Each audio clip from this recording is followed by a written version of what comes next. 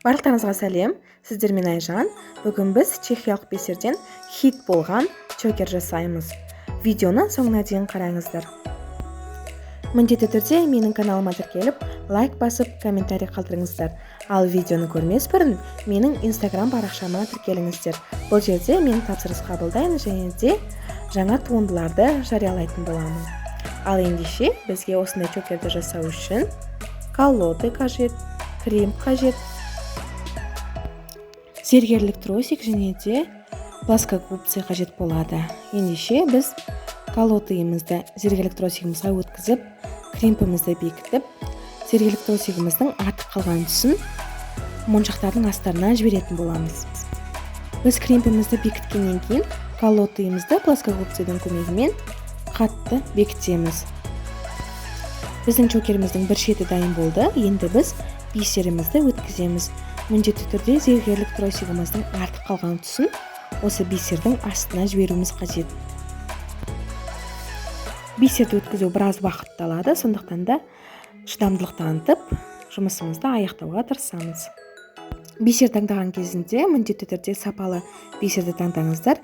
Егер де сіз қарапайым бисерді таңдасаңыз, оның түсі уақыт өте кетіп қалады. Ал чехиялық бисер, тохо бисерлерін таңдасаңыздар, олардың сапасы өте жақсы. Сондықтан да тек қана сапалы материалдарды таңдаңыздар. Бисерлерімізді өткізгеннен кейін біз чокеріміздің дәл ортасын анықтаймыз. Және де дәл ортасына әдемі ілгішті ілетін боламыз. Сіздер өз қалауларыңыз бойынша кез келген ілгішті ілсеңіздер болады. Енді чокеріміздің екінші шетін дәп алғашқыдағыдай колодыйымызды бекітіп, кремпімізді тағамыз. Және де зергерлік тросигіміздің артық қалған тұсын бисердің астына өткіземіз. Чокеріміздің екі шетін мықтап бекіткеннен кейін байланыстырушы сақинаның көмегімен чокеріміздің жабатын жерін, яғни карабинді тағамыз. Карабинді таққаннан кейін келесі чокеріміздің екінші шетіне байланыстырушы сақинаны тағып, соның көмегімен біз чокерімізді бекітетін боламыз. Бұндай чокерді әзірлеу өте оңай. Тек қана шыдамдылық танытып, ниеттеріңіз болса, сіз кез келген затты өз қолыңызбен жасай аласыз.